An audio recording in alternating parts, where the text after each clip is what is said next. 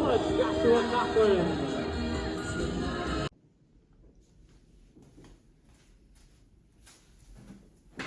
Well, hello everyone.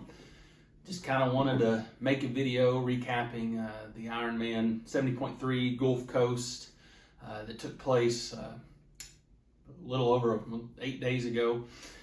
Was wanting to make this video sooner, but with traveling back home after the race and just all that goes into getting back in a routine in life just didn't allow that to happen, so we're doing it today. I started training for this race back January 4th of this year. I was following the 80-20 triathlon plan. I've got several different plans. I was doing level 1, and I followed that for I think it was 18 weeks, and had made a lot of progress in those 18 weeks, lost about 30 pounds, had swam more than I ever have in my life. So that was a huge accomplishment. My goal for this race was sub 7 hours. I know that that's not fast to a lot of people. To some people it may be fast, not very many. But 7 hours was my goal. I wanted to swim in 48 minutes or less. I wanted to bike in 3.5 hours. And I wanted to do the half marathon in less than 2.5 hours. I had done this race the year prior. I'll mention that a couple times in this video, but I did this race the year prior. They canceled the swim, and I did pretty well on my time, so I just wanted to be able to duplicate that, but then also add in the swim and still beat my projected goal time. So pre-race, I get to Florida, I get to Panama City on Thursday. I get there before athlete check-in even began. I go to that. I went and got all my check-in stuff, and everything was very well organized, and the volunteers were great. It's very well put on, just athlete check-in, and so then on Friday went to bike check-in, again very well organized. Checked in my bike, and it was pretty much all ready to go. They had everything very seamless.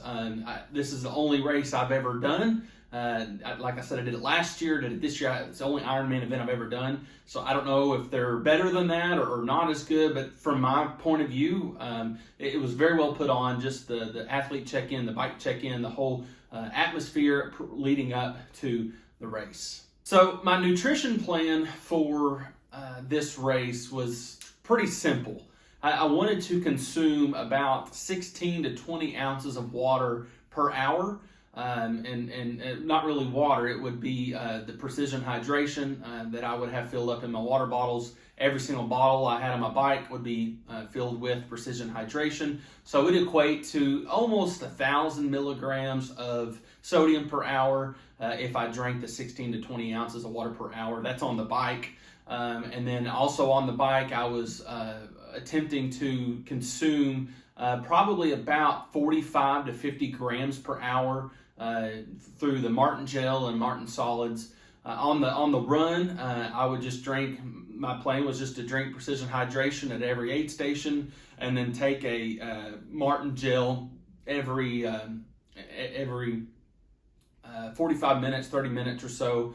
That was my plan. That's how I trained. It worked for me well in my training. So now we'll get to race morning. Race morning was pretty rough for me. I went to bed at like 7 the night before, or got in bed at 7, hoping to fall asleep relatively quick because the race transition opened at like 4:30. Race was starting at 5:40. The previous year, I was late getting to transition, and I was in such a rush, I didn't want to do that again. So I wanted to make a point to get there early. So I woke up at like 3 o'clock that morning, and I did not sleep hardly at all the night before. I was very tired waking up. I didn't feel good.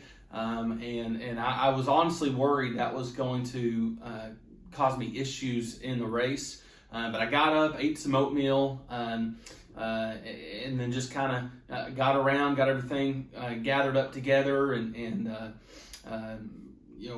got all my bottles and all my gear, and just got it all loaded up. And then we left the condo probably around 4:15 or so. And so that was kind of race morning for me. We get there, everybody's there, everybody's excited. You can just feel the energy. I mean, it's really awesome, just the energy going around, and people are excited, and people airing up their tires, and got to my spot in transition, laid out all my transition gear and everything I needed for that morning. On the swim, immediately getting to transition, we heard someone, my buddy heard someone talking about them shortening the swim. So we went and asked this person, and he said, yeah, they shortened it to 1,000 meters. I was honestly disappointed. I think a lot of people were, because for two reasons. Number one, I had swam more than I've ever swam in my life. And so I felt ready to go. I was nervous swimming in open water or in the ocean. I'd swim open water in lakes, but not in an ocean. So I was nervous about that, but I was ready to go. And the other reason I was disappointed was because the year prior they canceled the swim, so I didn't get to do that. I did a shorter distance triathlon 2 weeks before Florida or Gulf Coast, and they canceled the swim at that race too. So I was just disappointed. I just wanted to do a full distance, or I guess a half distance, but a full half distance, half Ironman, and so it didn't work out. But anyways, they shortened it to 1,000, and we get ready, get our wetsuits on, go to the start line, and I get towards the back because I'm a slower swimmer, and they announced that they shortened the swim to 750 meters, which is what they said. Upon looking at my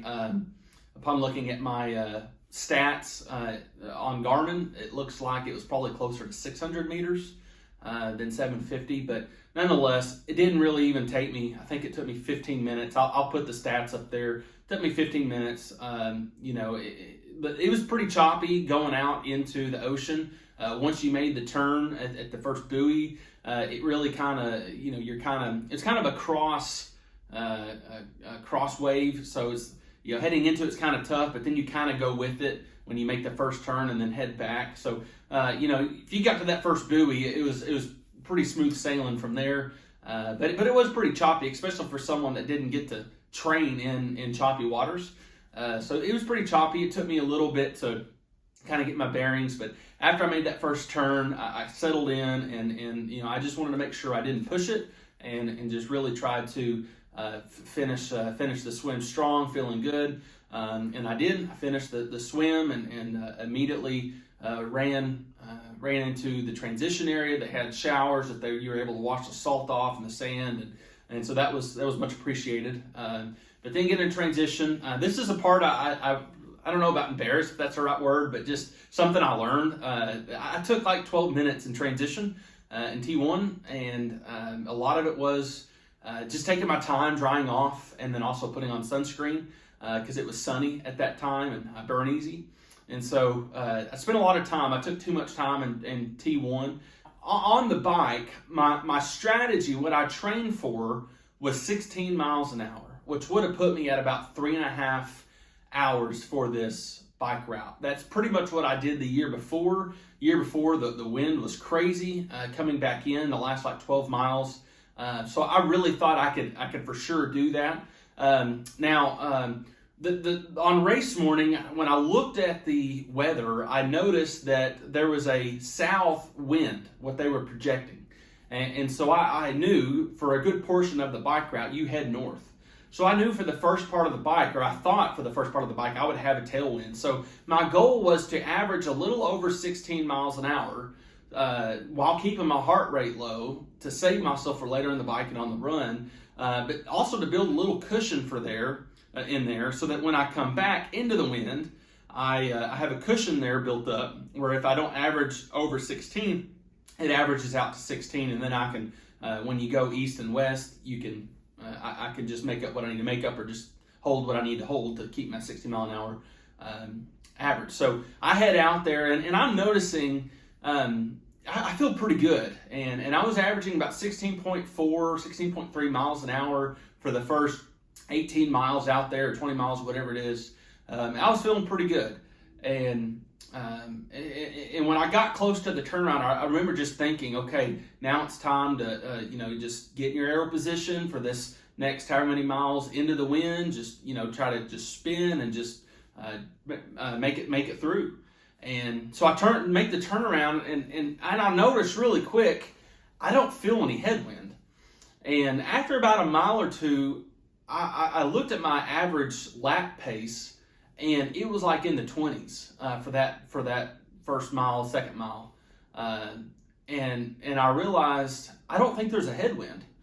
And somewhere along the way, from the time I checked the weather app in that morning, the morning of, to the time we started the bike, I'm not gonna say the wind shifted, but I think the weather was wrong, because the wind was coming out of the north.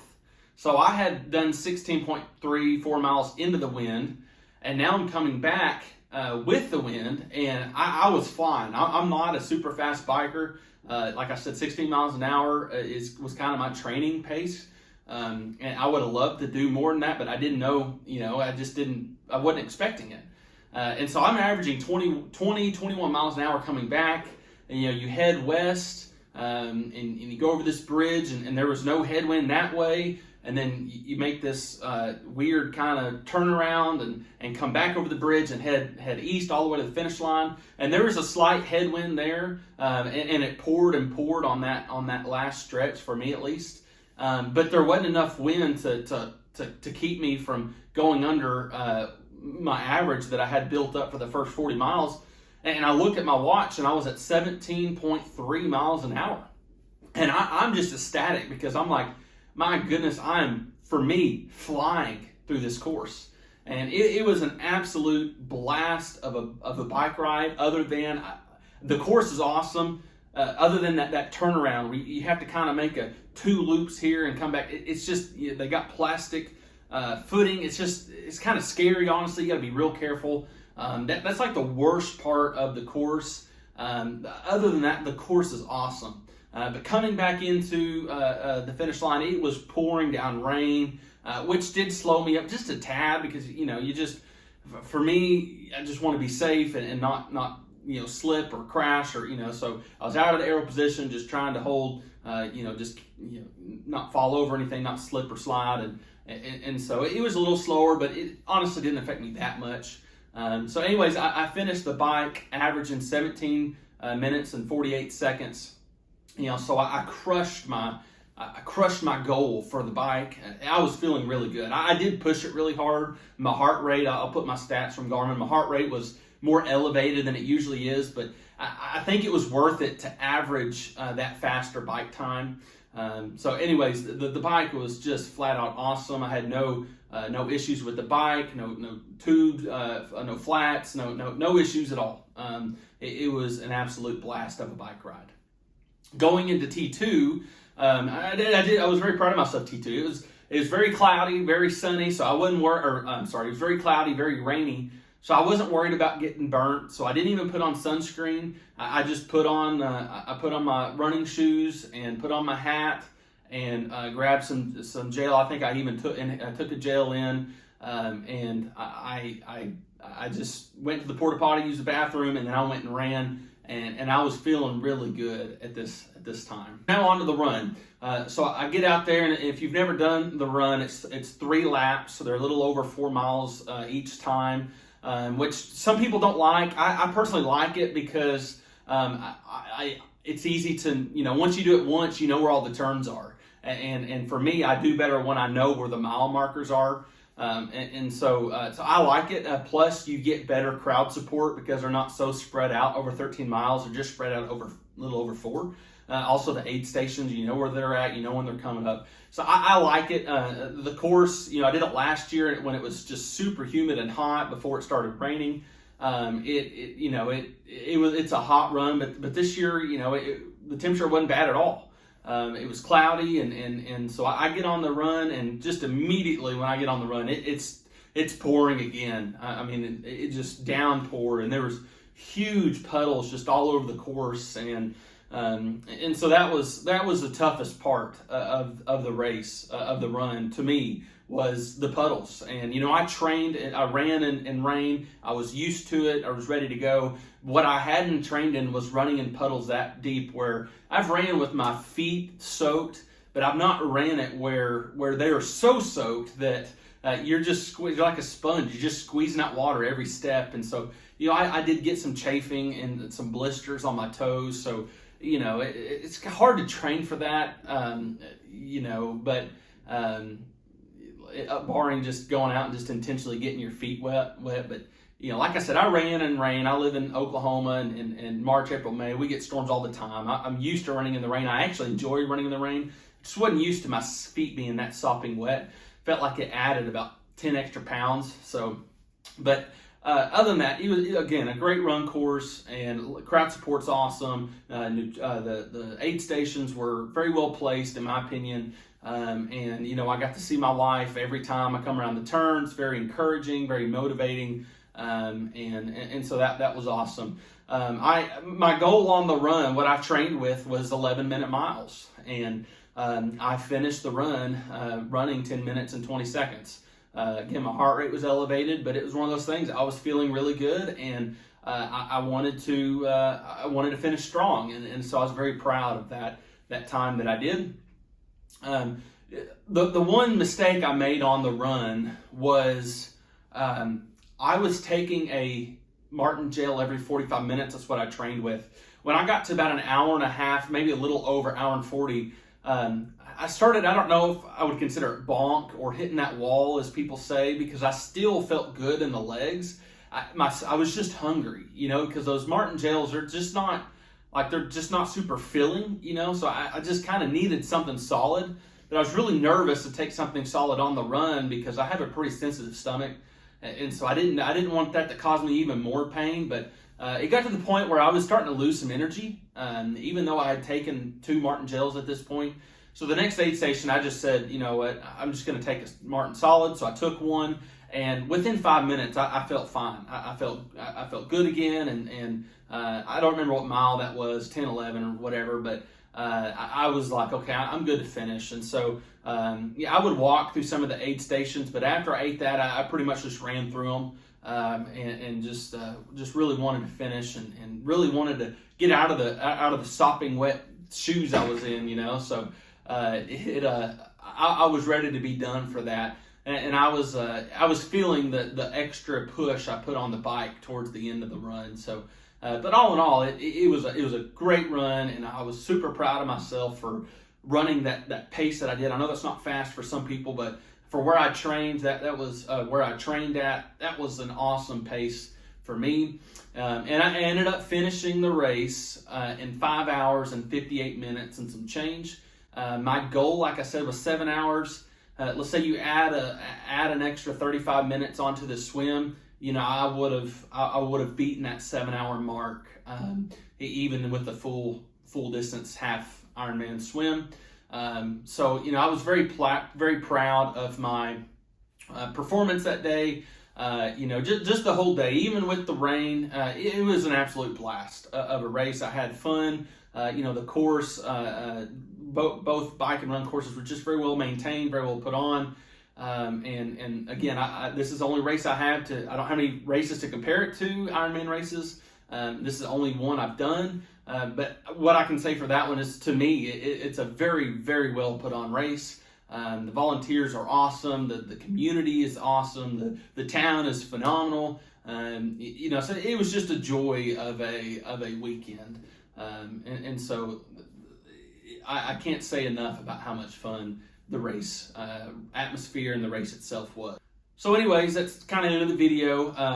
Just kind of post-race thoughts. I had an absolute blast. I think I've said that a few times. I learned a lot. Every race I've done marathon, half marathons. I've done two Ironman events, even though the swims were canceled or shortened. Another triathlon. There's always something I learn, and there were several things I learned this time: nutrition, transitions. There's always something that I learned. So that's kind of part of the game, right? It's just always learning and trying to improve. And so I had an absolute blast. I'm hoping to do it again one day. And to get back there to Panama City and do that race, because it is a really, really fun race. So anyways, I want to thank you for watching. If you made it to the end of the video, thank you so much for watching. I just kind of wanted to put this out there for anyone who may be thinking about doing this race next year, or who did this race, and just kind of listen to other people's experiences, or just genuinely interested. So thank you for watching. I hope you have a great day.